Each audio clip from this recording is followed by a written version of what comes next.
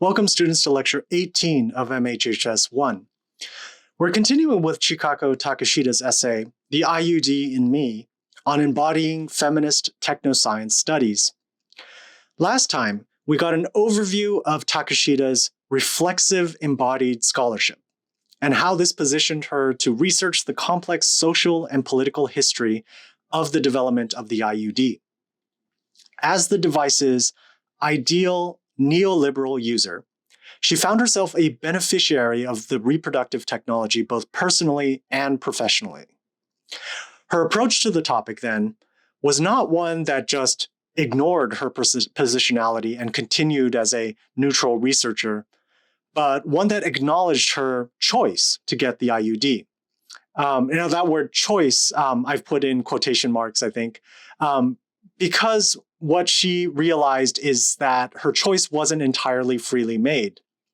It was partially a configured choice. A part of the equation is how the IUD developers constructed those ideal consumers of the product.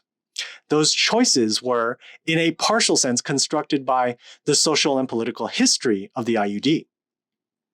While Takeshita does not claim that this completely absolves her embodiment of this ideal IUD user of the global north, her research method seeks a kind of reparative analysis that both acknowledges her complicity and reveals how she had become ensnared in the political economy of reproductive technologies.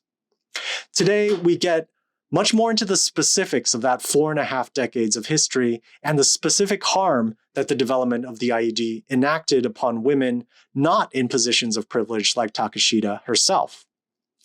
What I think is enormously powerful, about this approach is that she doesn't couch her critique of IUD development in a kind of superior sense of moral and scientific objectivity. Instead, she boldly writes her own embodied critique, her own embodied experience into the STS critique. Most of the two body sections of the essay, Why the IUD and A Brief History of the IUD, 1960 to the mid-1980s, give us a whirlwind survey of how the IUD came to be. The MHHS lesson that I keep coming back to is that medicine is not a resolved story of a barbaric past refined into a purely medical scientific objectivity and rationality. So if you take one thing away from this course, that should probably be it. When we encounter, for example, the IUD in the present, we might assume that the device responded to a real need with a rational answer. And surely, now we've worked out all the kinks and we don't really have to think about it too much beyond the professional advice of the producers of medicine. The history lesson that Takeshita gives us shows us just how dangerous that kind of complacency is. The beginning of the IUD's history is not about responding to the real needs in women's reproductive health, but actually about social engineering and market capitalism. So let's start with that origin story in the 1960s. This was a time when the US in particular saw the world divided into liberal democracies and the emergent threat of communist nation-making. This meant that medicine had to be mobilized into a social engineering project that prioritized the flourishing of a certain population sector and the regulated control of another.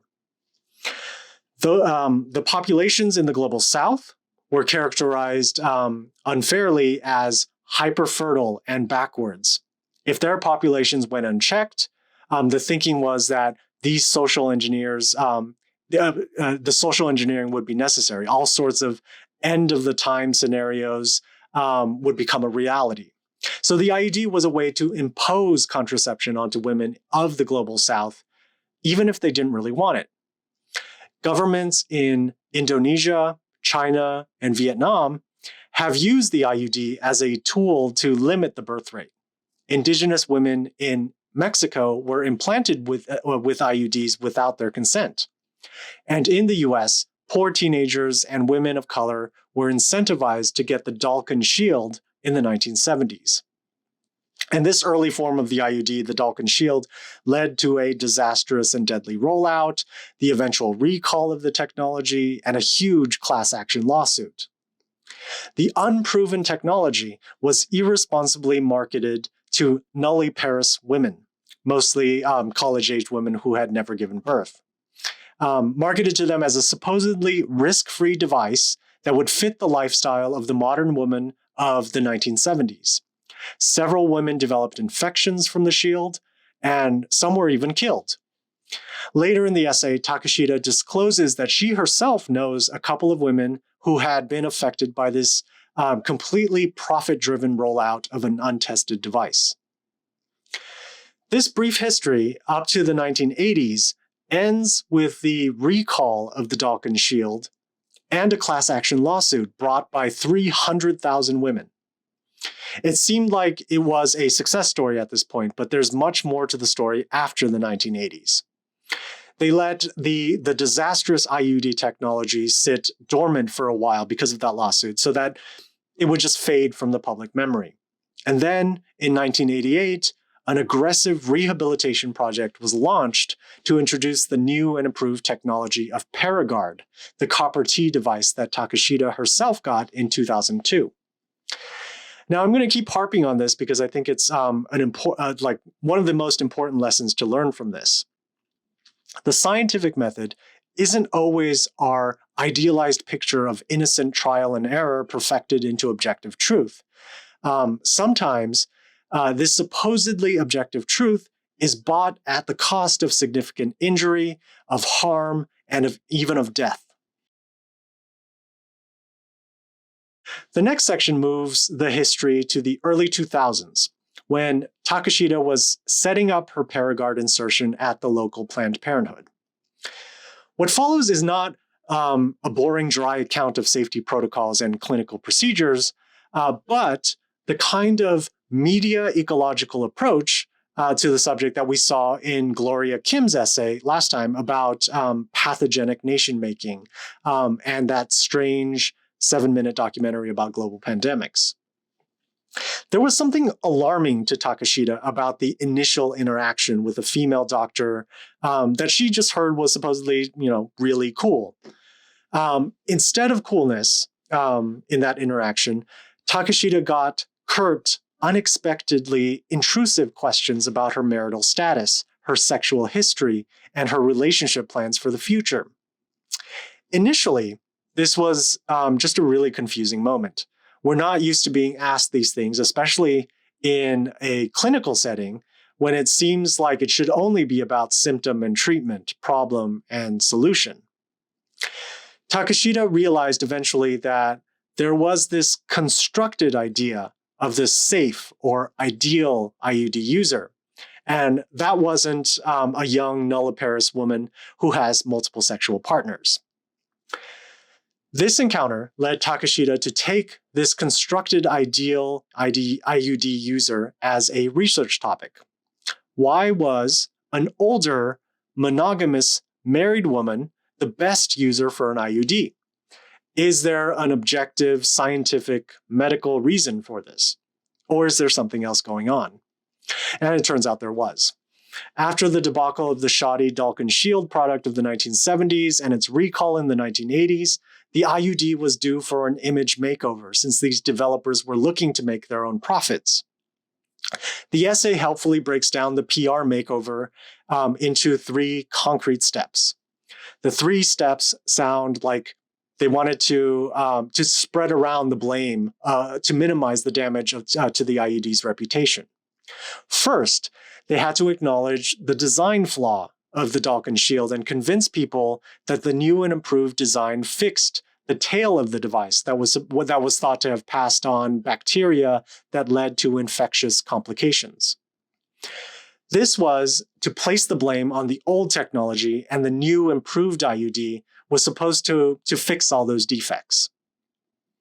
Second, they had to place some of the blame on the users themselves. So this was a move to stigmatize women with multiple sexual partners. The thinking among these IUD developers was that if you could blame STIs and associate STIs with unmarried women, then there would be less to explain about the device's failure. And finally, the third part of this rehabilitation campaign, they had to shift the target audience away from these young, unmarried, nulliparous women to older, monogamous women. The Dalkon Shield debacle had left some nulliparous women unable to conceive later in life. So the new and improved IUD shifted its brand away from that danger zone, that danger zone that exposed them to lawsuits. So what's interesting to note is again the MHHS lesson.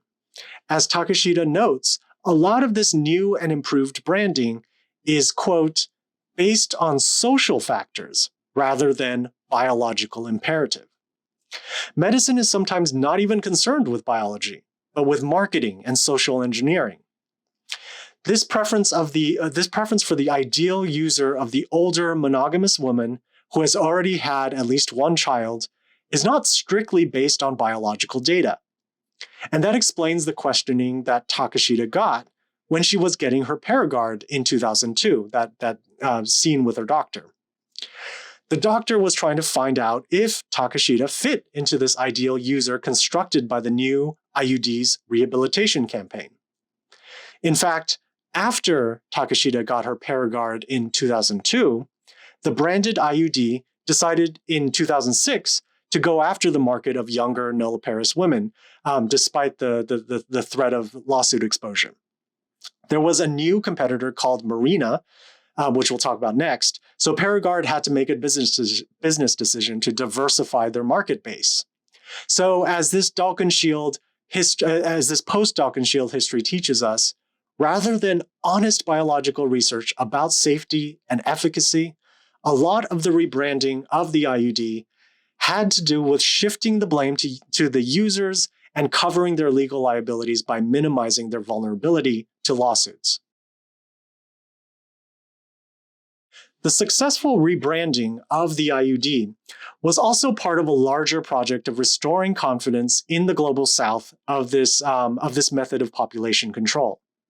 This larger political economy of the IUD was something that escaped Takeshita initially when she was getting the Paragard. In fact, when she's talking about that story, she admits that she felt, quote, rather smug about flexing her research knowledge about reproductive technologies and sailing right through her doctor's initial line of questioning. 8 years later, in this 2010 essay, she adopts a more reflective and thoughtful posture, realizing that she, quote, became part of the global socio-technical network that upholds the IUD as a good way to control undesirable population growth in the global south. As an embodied user of the IUD, Takeshita was not really thinking about all of the unintended consequences of using the device. So later we learned that Takeshita stopped the Paragard usage to have a second child and decided to try out the new hormone-releasing IUD called Mirena. The description of the process actually tells us a lot about the experience of medical technologies in different global contexts. So in her individual experience, she had the privilege of controlling her reproductive body. She could decide exactly when to have children and when not to. The entire cost of Mirena was covered by her health insurance, and she could now experience with this new device persistent birth control with less menstrual bleeding. But this idea of reduced menstrual bleeding turned out also to be a branding issue. The developers initially thought that there would be a good market for this product in the global south because it really delivered on that kind of set it and forget it philosophy, that philosophy of social engineering. But what they discovered was that less menstrual bleeding was not actually desirable in many cultures of the global south. In those cultures, the lack of menstrual bleeding was considered deleterious, and they considered that it kind of messed with the natural cycles of the body. So those developers had to pivot to modern women of the global north, launching an advertising campaign for the go-getter woman, working woman who wants full control over her reproductive body. So they had to shift branding. For Takeshita, Marina usage was, quote, an extremely liberating corporeal experience. This was, for many, a kind of feminist liberation, but underneath that is also the exploitative political economy of medical technologies. A telling example that Takeshita gives, I think, is the history of the birth control pill. The developers of the pill advocated for an on and off dosage cycle to mimic artificially the menstrual bleeding cycles. Now, it turns out there was actually no real reason to do this other than marketing to